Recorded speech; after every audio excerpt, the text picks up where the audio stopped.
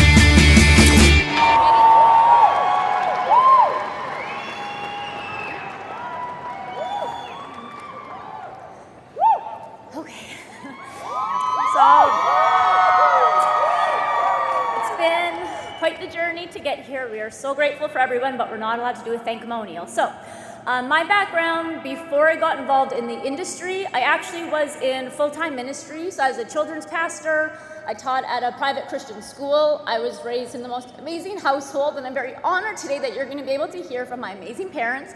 And then in my early 20s, I actually got married pretty young, and I was in an abusive marriage for 3 years. And when I finally got the strength and courage to leave, I knew I was gonna lose everything, and I did. So I was at the point in my life where I literally hit rock bottom. I lost everything. But through that, and if you're in this room and if you've gone through it, you need to understand that time doesn't heal, but God does. And I made a choice to work on myself, and just through hard work and working on myself, fast forward a little bit, got to the place where I'd walked through my healing, and I decided I didn't want to waste a single day of my life. I wanted to live on purpose and with purpose. And of course, that's when I attracted this industry to myself. The first time I ever got shown the industry, I'd never even heard of the word network marketing. So I jumped on board. It was an affiliate marketing company, which is just a fancy word for no residual income. So I jumped on board, and then I decided to prospect this guy. Not gonna lie, I knew he kind of liked me, so I thought I had that in my pocket. But surprisingly, he actually played hard to get, and I had to prospect him several times, bring him up to several meetings before he decided to jump on board. If a beautiful girl, though, asks you to join her team, you join her team. So I was in, no research needed.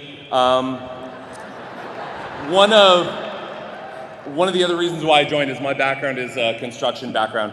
And the one thing about a construction background that's consistent is that it's very physically demanding, it's very volatile.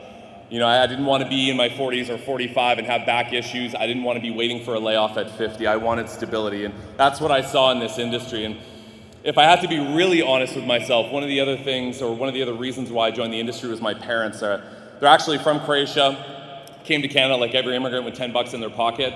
And I remember growing up, and they were really, we were really poor. It was really difficult growing up. I thought every family, split up the Happy Meal. But, I remember my parents working really, really hard. 3 jobs. My dad worked construction jobs. But I remember when it turned around for us, my dad went back to school. He got an education. He worked really hard. Hard work is what pulled our family out from where we were at financially. And my parents began to do good for us and for our family. And it wasn't until my dad was retiring, 33 years of service with the city of Edmonton. And when he retired, he got a handshake and a plaque, and he got a pension that was a fraction of what he made. And that's not different. That's going to be everybody's story except for the pension part. And for my dad, though, I wanted to do something for him. I wanted to do something different. That's why I joined this industry, was to be able to provide for my parents. And so we got our business going, and actually, right, fast forward a few years later, we saw really good success and we got married, and so we were both full-time. So with everything I had gone through in my life, and then came to a point where financially we were good. We married to my best friend, my hero, the most amazing person in the world. And for 3 years, we were able to do that and train and travel. And then we got a phone call one day from the owner of our company, and he decided to dissolve it and go to another company. So literally in a day, we again had lost everything. But one thing that we've understood through all the personal development is that with every adversity, every failure, every heartache, lies within it that seed of equivalent or greater success. So we knew we were going to be okay. We just had to figure it out. Thank God that the co-founders have created a company where the leaders within the company, the COCs, the SVPs, they're on stage because they practice what they preach. And if you've ever come to Mr. Simon Aboud's regional events, you know his training is who do you know, who do you know, who do you know, who do you know. So thank God we had a mutual acquaintance, and he asked that question to him, who do you know? And our acquaintance gave him that information, and then we began to be prospected by Mr. Simon Aboud. We also played hard to get. It took him a couple times, but then we finally agreed to it. He's kind of good at what he does.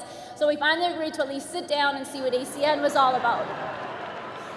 We joined ACN for all the same reasons all of you did. You know, residual income, great services, awesome leadership. And I can tell you, you know, we loved the opportunity, and we knew what we had because we had looked at a lot of other things. I can tell you, we really did look at a lot of other companies, and ACN by far is the best company out there. And when we joined ACN, we worked it hard.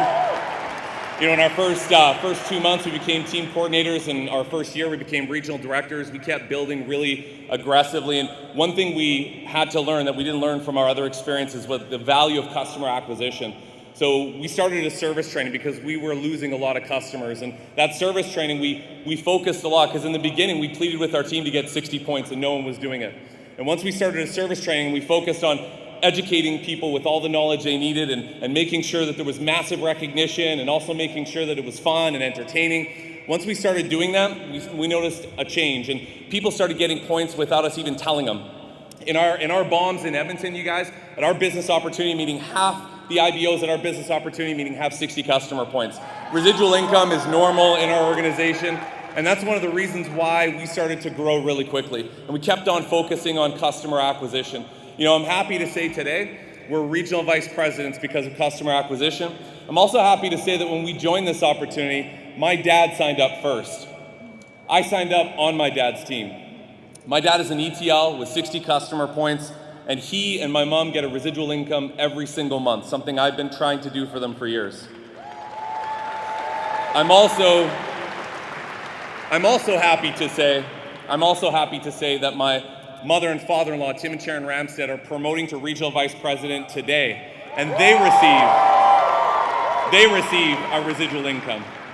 And one thing that we're most proud of is within our marketplace, and we all started 3.5 years ago, we have pretty much every downline, sideline is represented in our marketplace, but we decided that we're going to build with unity, that every IBO, every customer that walks into our marketplace, that they're going to be treated and create an environment that they can succeed. So if you're in this auditorium, you need to understand that you are valuable, that you deserve success, that you have a responsibility to succeed in this business, that this is your time. You are going to create a legacy for you and your family, and we're going to go out there and get it done. Thank you.